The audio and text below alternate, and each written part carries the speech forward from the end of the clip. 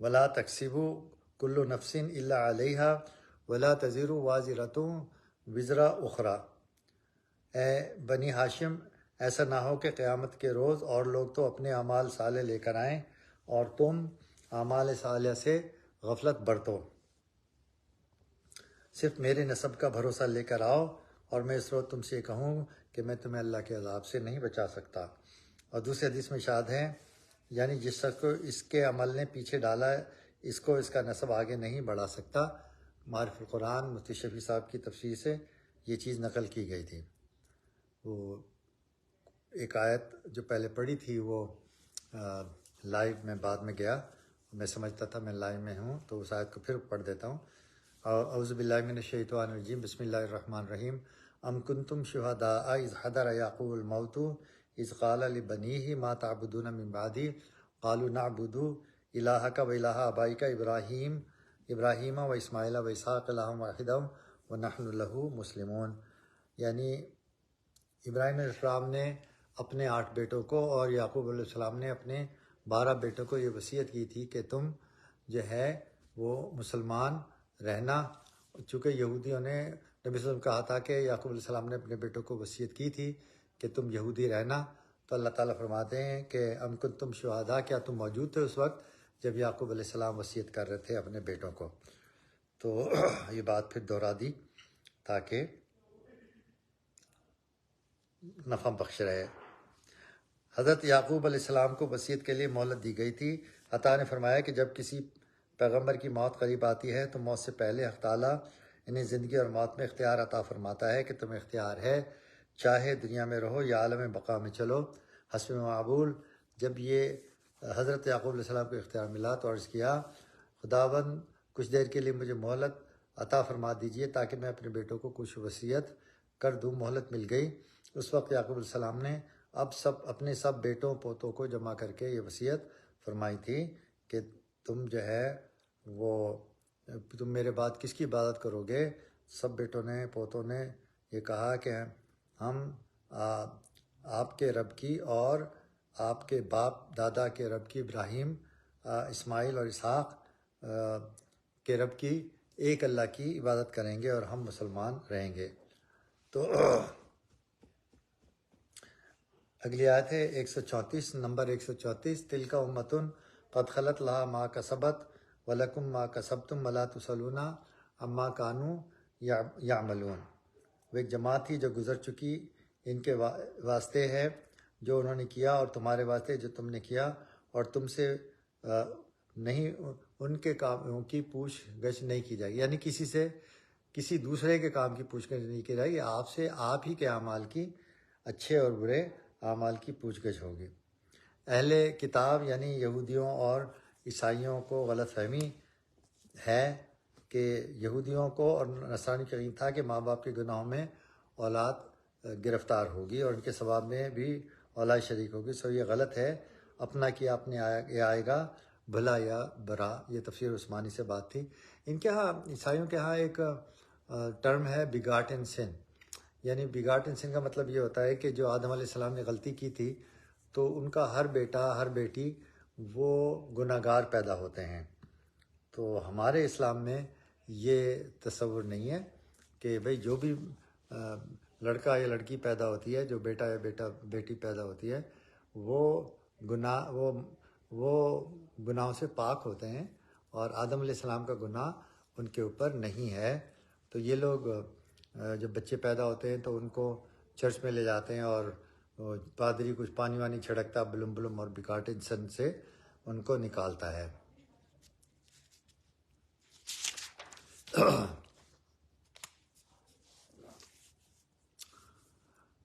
حضرت ابو ہریرہ رضی اللہ تعالیٰ عنہ سے روایت ہے کہ جناب رسول اللہ صلی اللہ علیہ وسلم نے فرمایا، دنیا اور آخرت میں عیسیٰ علیہ السلام سے مجھے زیادہ تعلق اور قرب ہے۔ انبیاء سب بھائی بھائی ہیں، مائیں ان کی مختلف ہیں اور سب کا ایک دین ہے، اور عیسیٰ علیہ السلام اور ہمارے درمیان کوئی نبی نہیں۔ اس حدیث کو بخاری اور مسلم یعنی صحیح نے روایت کیا ہے۔ میں کہتا ہوں کہ انبیاء کے آپس میں بھائی ہونے اور ماؤں کے مختلف ہونے کا مطلب یہ ہے کہ سب انبیاء کی اصل ایک ہے اور وہ وحی الہی کہ اسی کے سبب سے نبی ہوتا ہے، اور استعدادیں کہ جو بمنزلہ ماؤں کے ہیں مختلف ہیں، اور اس اختلاف کی ہی وجہ سے شرائع کے فروغ میں اختلاف ہوا ہے۔ اور دین کے ایک ہونے سے مراد یہ ہے کہ سب انبیاء کی تعلیم کا خلاصہ یہ ہے کہ اللہ تعالیٰ کے اوامر کو بجا لاؤ اور منہیات سے بچو، اور خواہش نفسانی کو چھوڑ دو۔ اللہ تعالیٰ کی ذات، صفات اور احکام اور مبدا و معاد کے احوال پر ایمان لاؤ۔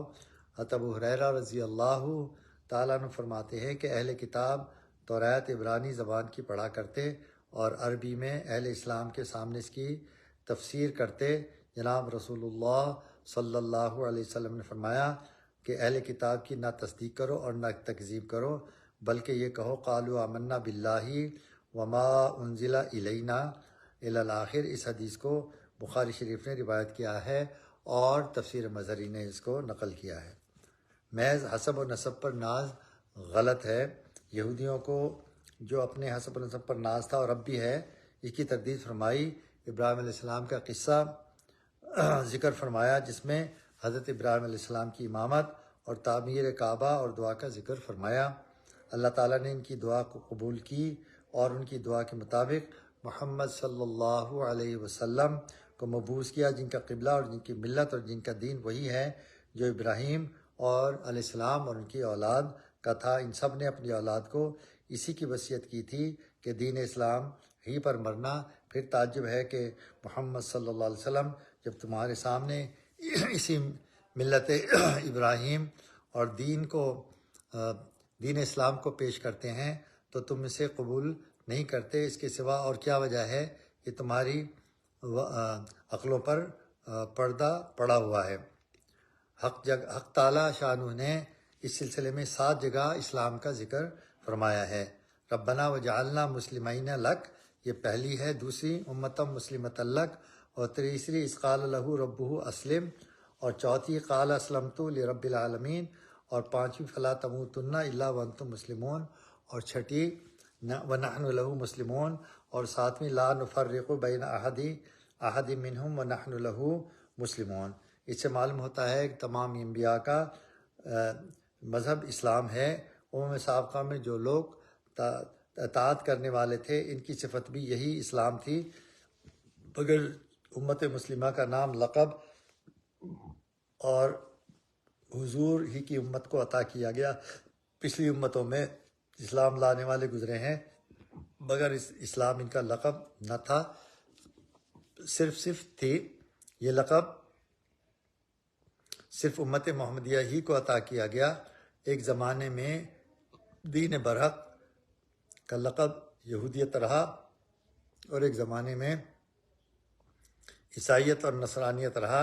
اسلام کی صفت سب میں مشترک رہی، سب اللہ کے مطیع اور فرمانبردار تھے، مگر امت مسلمہ کا لقب خاص آپ صلی اللہ علیہ وسلم ہی کی امت کو عطا کیا گیا کہ یعنی ہم مسلمان ہیں۔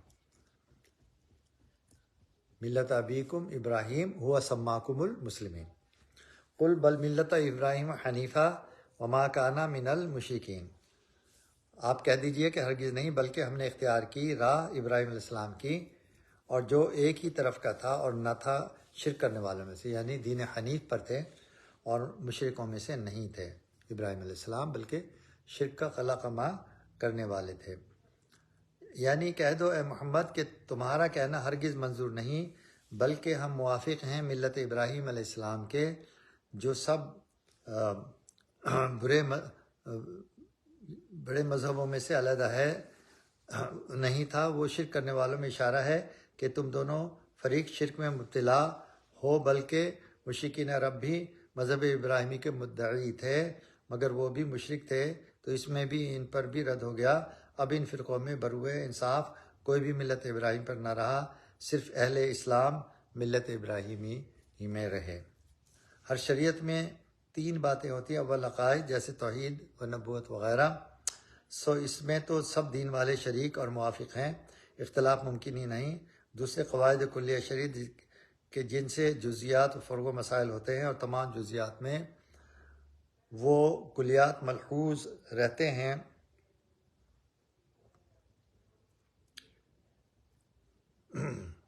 جن کا خلاصہ یہ ہوا کہ رسول اللہ صلی اللہ علیہ وسلم اور حضرت ابراہیم علیہ السلام کی ملت ایک ہے اور شریعت جدا جدا ہے۔ تفسیر کا یہ حصہ ہم نے تفسیر عثمانی سے لیا۔ اگلی آیت ہم پڑھتے ہیں، یہ آیت نمبر 136 ہے۔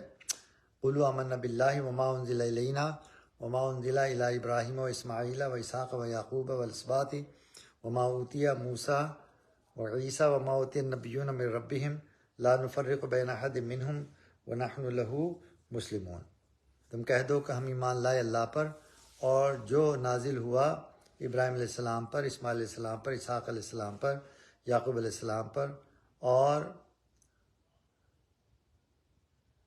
اس کی اولاد پر، وما اوتیہ موسیٰ اور جو موسیٰ علیہ السلام پر، وعیسیٰ اور عیسیٰ علیہ السلام پر، وما اوتیہ النبیون من ربہم اور جو ملا دوسرے پیغمبروں کو، لا نفرق بین احد منہم ہم ان میں آپس میں فرق نہیں کرتے، ونحن لہ مسلمون اور ہم اسی پروردگار کے فرما بردار ہیں اور ہم مسلمان ہیں۔ یعنی ہم سب رسولوں اور سب کتابوں پر ایمان لاتے ہیں اور سب کو حق سمجھتے ہیں اور اپنے زمانے میں سب واجب الاتباع ہیں اور ہم خدا کے فرما بردار ہیں۔ جس وقت جو نبی ہوگا اس کے ذریعے سے جو احکام خداوندی پہنچیں گے اس کا اتباع ضروری ہے، بخلاف اہل کتاب کے کہ اپنے دین کے سوا سب کی تکذیب کرتے ہیں، چاہے ان کا دین منسوخ ہی ہو چکا ہو، اور انبیاء کے احکامات کو جھٹلاتے ہیں جو کہ خدا کے احکام ہیں۔